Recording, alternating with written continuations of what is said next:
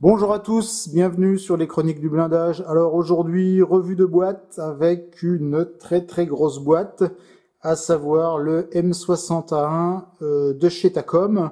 M61, alors avec une petite particularité pour la boîte Takom, c'est qu'il est équipé d'un blindage réactif et d'une lame doseur à l'avant. Donc en fait, il est dans une version guerre du Golfe, janvier 91. Voilà, donc très grosse boîte. On va voir ce qu'il y a là-dedans. On va jeter tout d'abord un coup d'œil à la notice de montage. Alors la notice, je vais zoomer un petit peu. Hop, voilà. Donc notice de montage du traditionnel, de chez traditionnel, hein, chez Takom. Format à l'italienne, avec un profil au trait sur la page de garde. Et puis un bref historique de l'engin. Le tout en anglais. Alors, je vais régler, hop, pour que l'on puisse voir au mieux. Donc, je vais bouger mes pages à chaque fois parce que je n'arriverai pas à avoir suffisamment d'espace pour pouvoir présenter tout d'un coup d'une façon claire. Donc, première page, les recommandations d'usage. Le petit guide de peinture qui est vraiment minimaliste, uniquement donné pour les peintures de chez Hamo, mais on les retrouvera de toute façon sur les profils. Ensuite, on passe au contenu de la boîte. Donc, je vous l'ai dit, il y a beaucoup de grappes. Hein, vous voyez, rien qu'ici, sur le dessin de chaque grappe, on en a déjà pas mal. Et on voit ici qu'on a des... Alors ici, bien sûr, c'est les chenilles, mais on a des grappes qui sont doublées, notamment pour la partie roue, partie train de roue.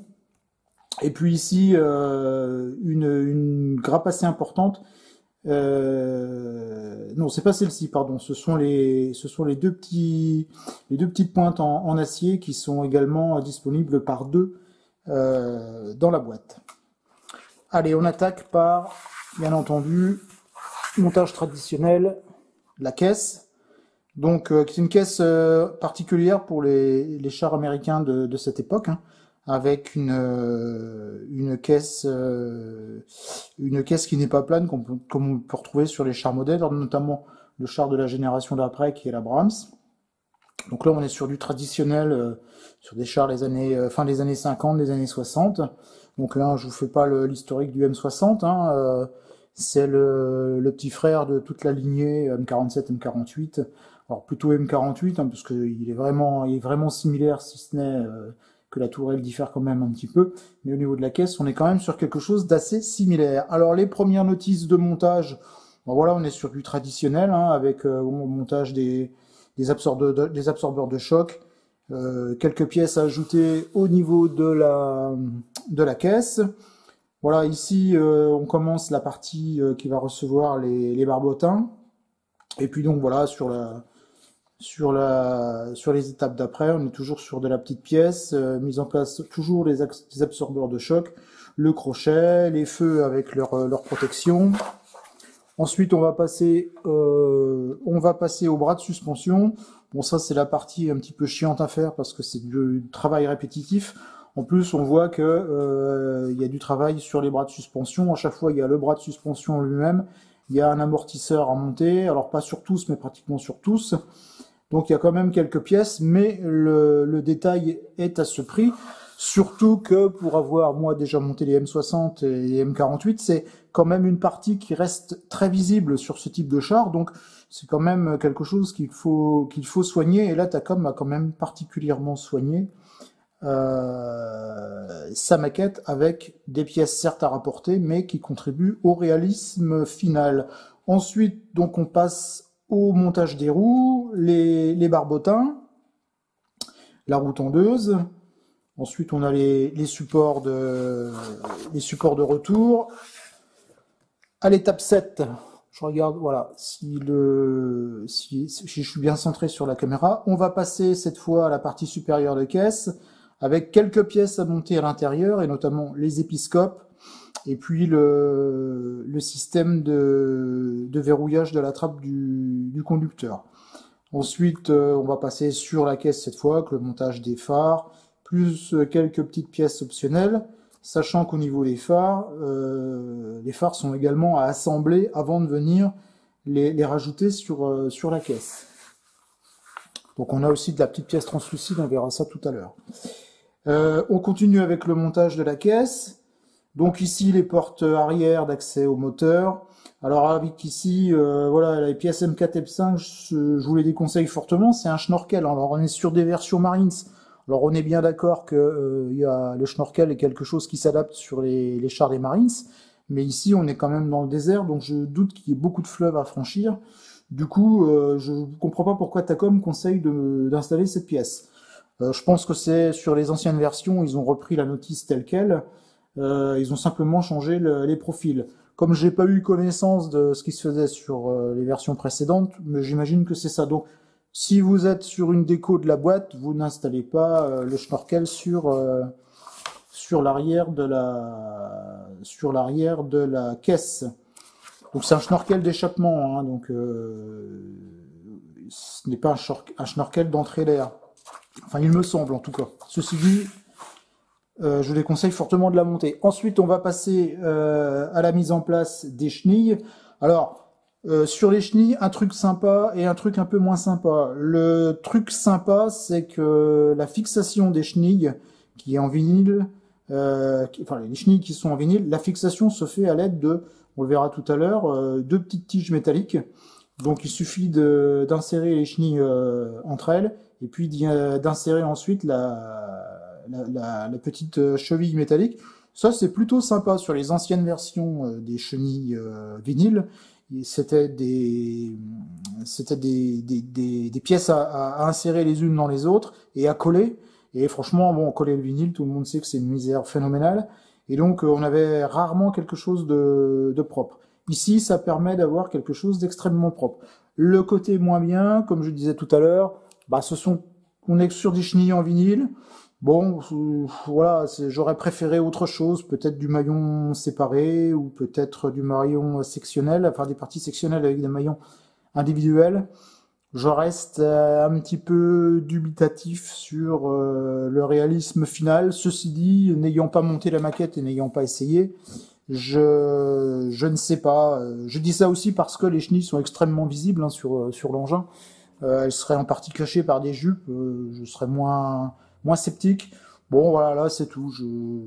Si j'avais quelque chose, si j'avais un peu d'aftermarket à mettre sur la bête, ça serait peut-être sur des chenilles. Voilà.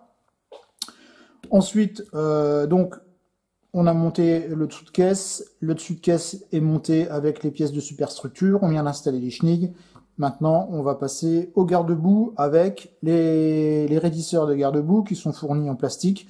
J'aurais bien aimé un petit peu de photodeck, mais bon, voilà, c'est tout, c'est du plastique. Et puis, donc, les garde-boue en eux-mêmes. Ici, je crois que ça doit être les filtres à air, si ma mémoire est bonne. J'avais étudié le M60, mais il y a déjà quand même pas mal d'années, donc je suis pas forcément, mais il me semble que c'est ça, sûr de ce que j'avance. Ensuite, on va passer sur donc le montage des garde-boue directement sur la caisse. Et donc, pour terminer, quelques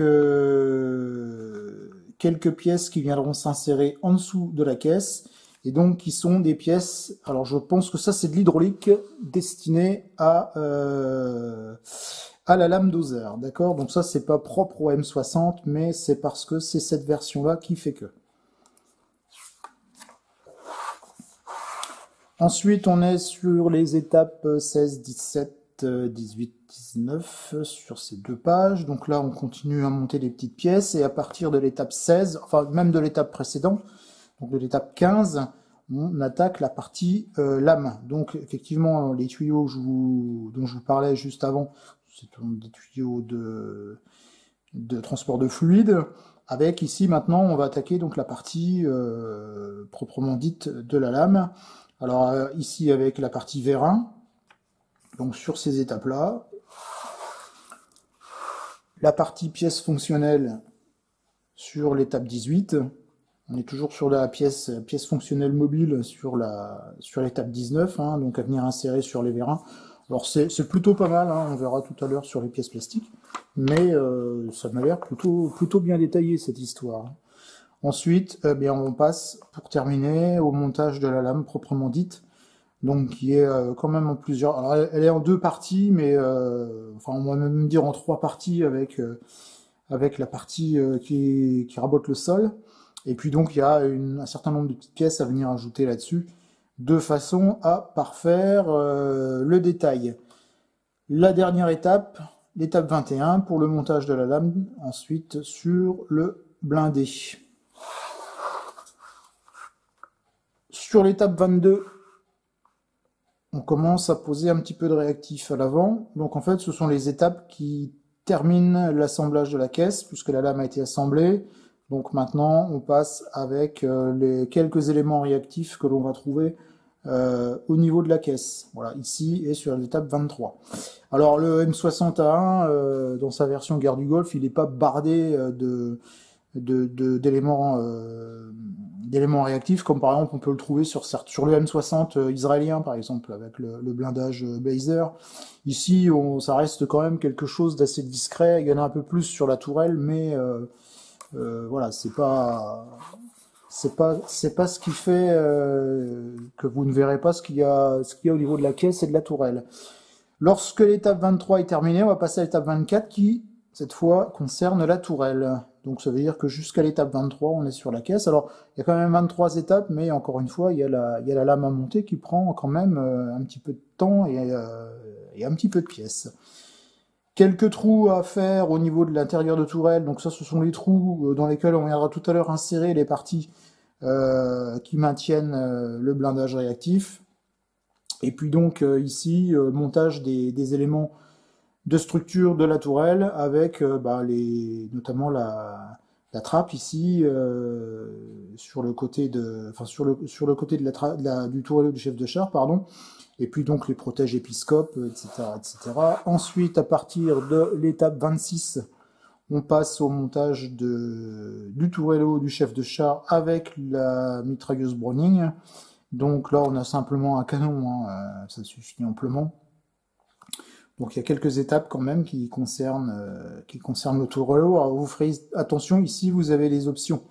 Voilà, de bien choisir ce que vous souhaitez installer et ce que vous ne souhaitez pas installer. Donc ici mise en place du tourelleau directement sur la tourelle, et ensuite on va passer au panier de tourelle. Donc le panier de tourelle fait à partir d'éléments photodécoupe. Les paniers de tourelle de ces engins dans M48 et M60 avait la particularité d'être en tube, d'être métallique en rond avec des grilles, donc à l'intérieur. Donc les grilles sont en photodécoupe, elles sont assez jolies, on les verra tout à l'heure. Et puis j'ai déjà regardé un petit peu les pièces, et donc au niveau des pièces qui sont fournies en plastique, elles sont plutôt pas mal non plus. Donc voilà, il y a quelques étapes. Donc il faudra faire attention, parce que ça c'était, je me souviens, un point un petit peu délicat à monter lorsque j'étais arrivé à cette étape-là. Alors c'était pas cette maquette-là, c'était du Tamiya, mais c'était quand même un petit peu délicat parce qu'il fallait bien mettre. Donc faites bien attention de bien coller comme il faut les éléments qui supportent les paniers, parce que derrière il faut qu'ils s'adaptent parfaitement au niveau de la tourelle. Petit point positif, ici vous avez un petit gabarit qui vous est fourni pour pouvoir assembler le panier de tourelle. Donc merci Tacom. Ensuite, on vous conseille de coller le dessous de tourelle. Moi, il y a longtemps que je l'aurais fait. Et puis ici, on va passer à l'étape de la mise en place du canon. Donc le canon, vous verrez, c'est une pièce qui est issue d'un moule à tiroir. Donc on n'aura pas de joint à poncer dessus, c'est déjà ça. Et puis donc mise en place des éléments réactifs au niveau de la tourelle. Vous voyez, ça reste quand même quelque chose d'assez sobre. Les dernières étapes, donc on est toujours sur la mise en place des éléments réactifs. Depuis tout à l'heure, je sentais que ça allait le faire. Ça n'a pas loupé, donc on est sur les derniers éléments réactifs, avec ici pas mal de petites pièces, mais elles sont plutôt bien moulées d'un seul bloc, on le verra aussi tout à l'heure. Donc a priori, rien de bien compliqué. Et puis donc on se retrouve avec les éléments à monter pour la partie droite et les éléments à monter pour la partie gauche. Voilà, donc ici on passe sur la partie gauche de la tourelle. Et les dernières étapes, donc toujours avec le réactif, cette fois la partie qui se situe sur le toit de tourelle. Oui, il y a beaucoup d'étapes, mais finalement il y a peu de pièces, si ce n'est les supports, mais les supports sont les pièces qui sont moulées pratiquement d'un seul bloc, donc je pense pas que ça posera de difficulté. Quant à leur assemblage, et puis étape 33, enfin voilà, qui va relativement vite, puisque c'est simplement mise en place de la tourelle sur la caisse. Les profils, on a 4 profils qui sont donnés pour des chars donc, qui ont été utilisés par les Marines pendant la première guerre du Golfe en 91, donc opération Desert Storm. Bon, au niveau des profils, c'est pas folichon, mais ceci dit, c'est un peu compliqué d'avoir quelque chose de spécifique sur ce théâtre d'opération. On va avoir donc le premier profil, donc encore une fois, je vous rappelle que les teintes sont données dans la gamme Amo. Bon, après, comme je le dis chaque fois, vous pouvez très facilement trouver le pendant chez les autres fabricants si votre cœur se porte sur une autre marque de peinture. Donc ici, on aura un char du 2e bataillon de chars compagnie C. Donc en janvier 91, de toute façon, ils sont tous sur janvier 91. Hein. Ensuite, donc c'est un jaune sable, je dirais uni. Alors, ceci dit, pour les peintures, on peut quand même se faire plaisir. Hein. Il y a quand même quelques possibilités sur la patine par rapport à l'usure des peintures ou des choses comme ça, voire des écaillures, puisque le sable étant extrêmement abrasif. Sur le 2e profil, on aura un char du 8e bataillon compagnie A, donc toujours opération Desert Storm en 91. Le 3e profil, alors on est toujours sur du jaune, hein, sur un jaune sable, on va être avec toujours un char du 8e bataillon, cette fois la compagnie C, on était tout à l'heure sur la compagnie A. Et le 4e qui est un petit peu plus original, puisque là on est sur un camouflage. Donc ça peut être un petit peu plus sympa. Et donc là, on est sur le 3e bataillon de la compagnie C, toujours en janvier 91.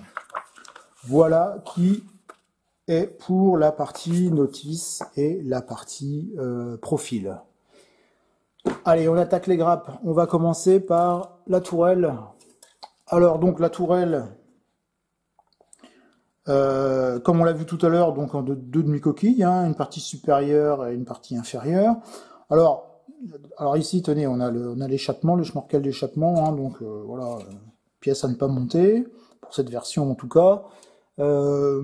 Sur le moulage et la gravure, en général, c'est du Tacom pur jus, hein, on en retrouvera les grappes, ce que j'appelle les grappes carrées, hein, qui sont typiques de chez Tacom. Et puis donc par rapport au moulage, c'est du classique chez Tacom, hein. C'est très bien fait, c'est très joli, c'est net, propre et sans bavure, donc pas de surprise à ce niveau-là.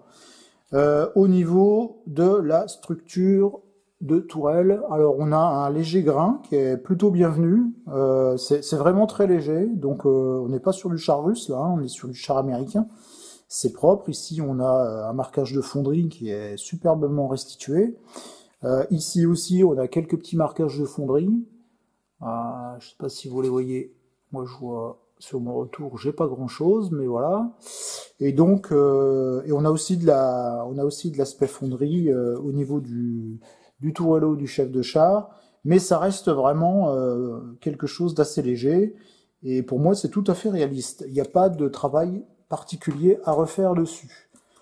Le dessus de la caisse, donc on va trouver ici les éléments de la partie arrière, avec ici les poignées caractéristiques de cette série, bon, qui sont bien moulées, hein, il n'y a rien à dire. Alors ici on a encore une fois un aspect un petit peu brut de fonderie, mais qui est extrêmement léger. C'est vraiment très joli, c'est vraiment bien fait.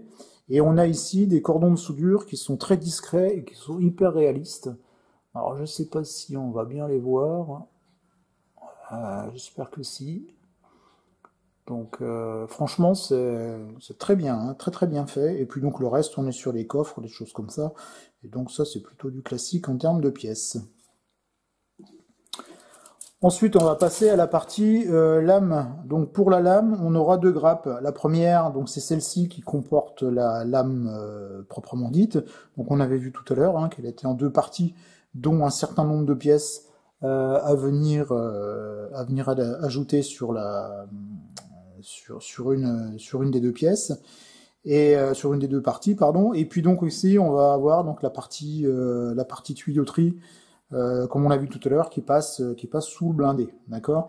Et donc là on a quelques pièces constitutives de la partie vérin plus tout un tas de petites pièces qui servent à mettre la lame sur le char.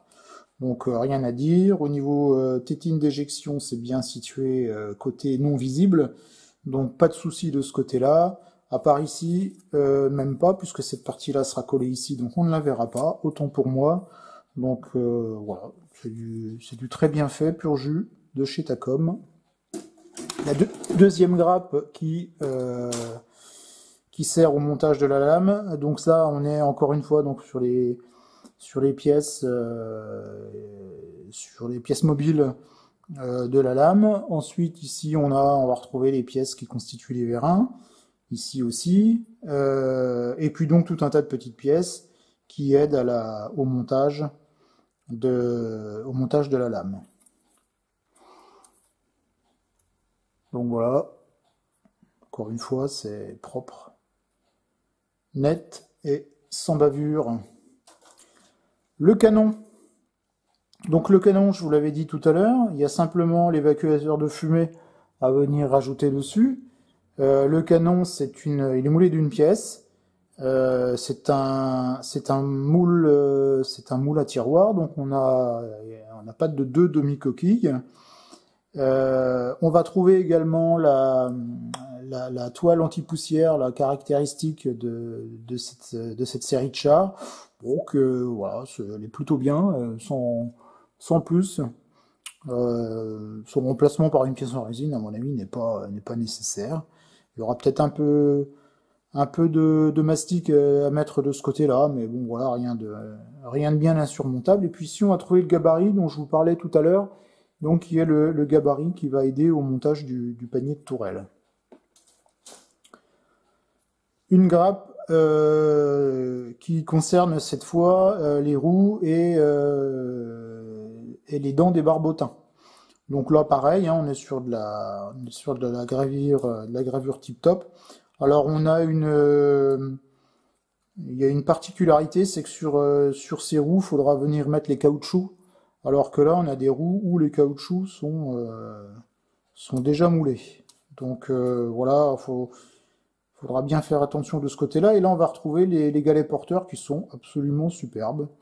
On a des boulons à 6 pans, à tête à 6 pans qui sont vraiment très jolis. Et puis donc ici on va avoir les raidisseurs de garde-boue. Donc je parlais tout à l'heure, alors qu'ils sont pas très épais, mais à l'échelle qui à mon avis sont un petit peu épais quand même, et donc aurait peut-être nécessité des pièces en photodécoupe. Bon, après je pense que dans l'ensemble de toute façon ça va le faire. Là on va trouver les phares.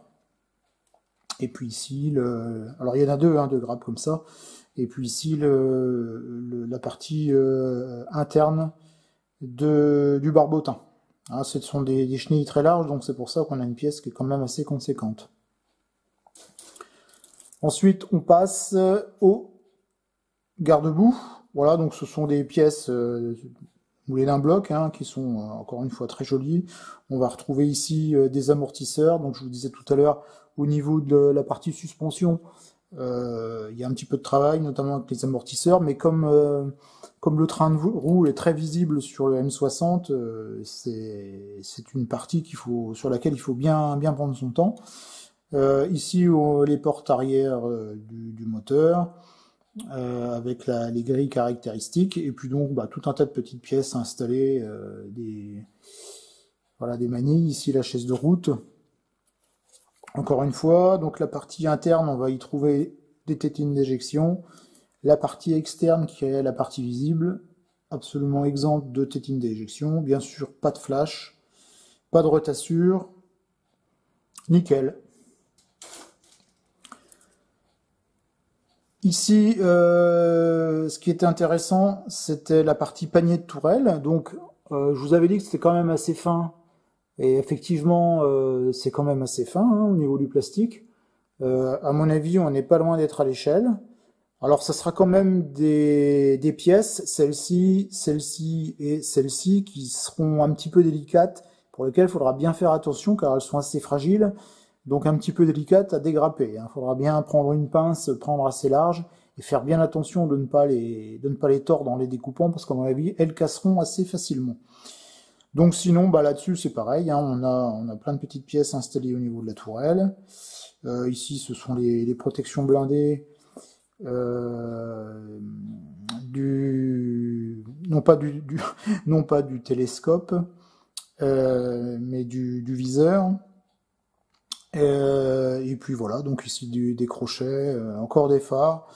Donc j'imagine qu'il y a deux types de phares, j'avais pas fait attention sur la notice. Donc ici on a l'embase d'antenne. Et puis ici donc le canon de la mitrailleuse. Bon bah voilà, il y a pas grand chose à dire. Si ce n'est que de toute façon là son remplacement par une pièce en laiton bof se justifie pas forcément. En plus de ça Takom a fait l'a moulé avec un moule à tiroir et donc on n'aura même pas à se donner la peine de repercer puisque le canon est déjà percé d'origine au niveau de la pièce, donc c'est parfait. Ici, on est sur la grappe qui comporte les pièces du blindage réactif, donc rien à dire par rapport aux briques. Hein. Elles sont assez simples. Hein. Ce sont des pièces planes avec 4 boulons dessus. Et puis ici, donc, on va trouver toute la partie support. Donc, on voyait tout à l'heure, il y a pas mal de pièces, hein, mais je pense que ça va quand même relativement vite à installer parce que on n'a même pas de tétine d'éjection. Il suffit simplement de les dégrapper, un petit ponçage, et de toute façon, elles sont totalement invisibles derrière les briques. Donc de toute façon, même si elles ont l'air un petit peu grosses comme ça, je sais pas si elles sont à l'échelle, à mon avis, elles sont légèrement surdimensionnées, mais ça n'est absolument pas un problème puisqu'elles seront totalement invisibles. Une grappe qui ne comporte que des roues, ou presque. Donc la partie intérieure et la partie extérieure. Voilà, donc encore une fois. Alors là, par contre, il y aura des tétines d'éjection à enlever. Mais ça, c'est pas grave, hein, c'est rien du tout. On est sur quelque chose qui se fera très rapidement et très proprement.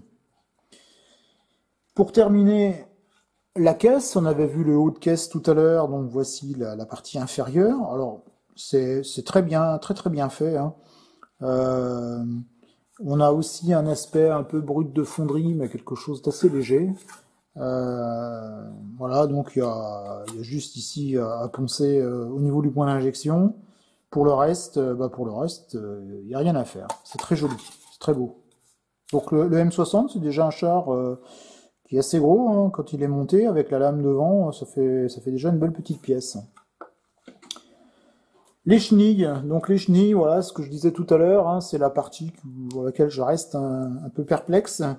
Ceci dit, elles sont extrêmement souples, elles sont plutôt jolies hein, vues comme ça.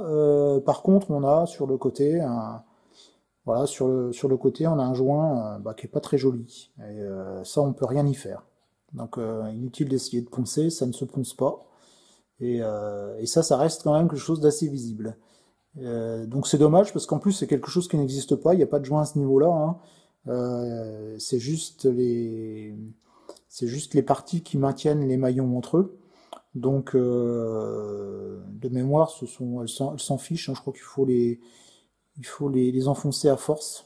Je crois pas qu'il y ait de système de fixation. Hein. Il me semble que ça s'enfonce à force. Enfin, s'il doit y avoir peut-être un boulon pour les assurer ici, je sais plus.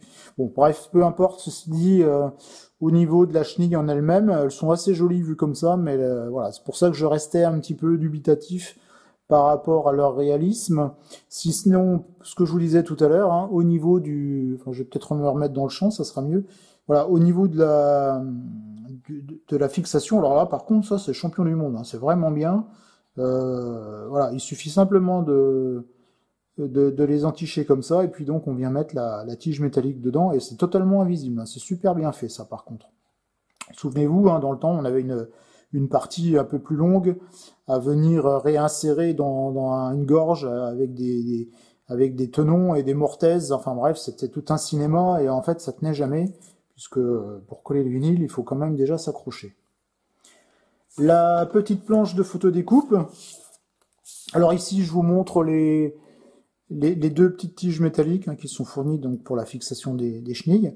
La petite planche de photodécoupe, alors avec quelques pièces, hein, à monter. Et ce qui est plutôt intéressant, voilà, ce sont les grilles qui constituent le panier de tourelle. Donc elles sont plutôt jolies, elles font plutôt bel effet. Ceci dit, a priori, on verra pas grand-chose, parce que généralement, si vous voulez un M60 réaliste, il faudra le remplir de tout un tas d'effets personnels et moins personnels, rations, bouteilles d'eau, enfin que sais-je encore, que traditionnellement les équipages américains emportent avec eux sur les théâtres d'opération. Les épiscopes et les lentilles qui constituent les phares, bon, rien à dire, hein, c'est comme d'habitude, donc ils sont assez transparents, ils sont plutôt bien faits, c'est bien moulé. Bon, moi, à titre personnel, je l'ai déjà dit, je trouve pas utile d'avoir ces pièces en plastique transparent, hein, puisque je préfère les peindre. Mais bon, voilà, après chacun son truc. Vous trouverez également dans la boîte un petit câble. Voilà, ça aussi c'est du traditionnel maintenant dans les kits, bon, pour réaliser le câble de remorquage.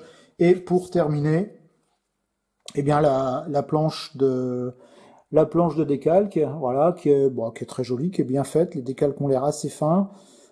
Par contre, bon, ici on a un Bart Simpson qui est plutôt sympathique. Et sinon on a quelques noms de baptême. Les fameux chevrons d'identification, je dirais pas typiques à l'opération en Irak, mais assez caractéristiques. Et puis les marquages qui correspondent au marquage des unités que vous aurez sélectionnées par rapport au profil. Voilà, donc bien pour terminer, je dirais que c'est encore une très belle maquette de chez Takom. C'est du classique, mais du classique, enfin on devient un petit peu blasé, on a tellement de beaux kits que maintenant, bah voilà, c'est devenu l'évidence, mais il faut pas oublier que c'est quand même des maquettes assez exceptionnelles qu'on a maintenant, et il faut remercier les fabricants des efforts qu'ils fournissent, notamment ici Takom. Voilà, sur ce, je vous dis à très bientôt sur les Chroniques du blindage.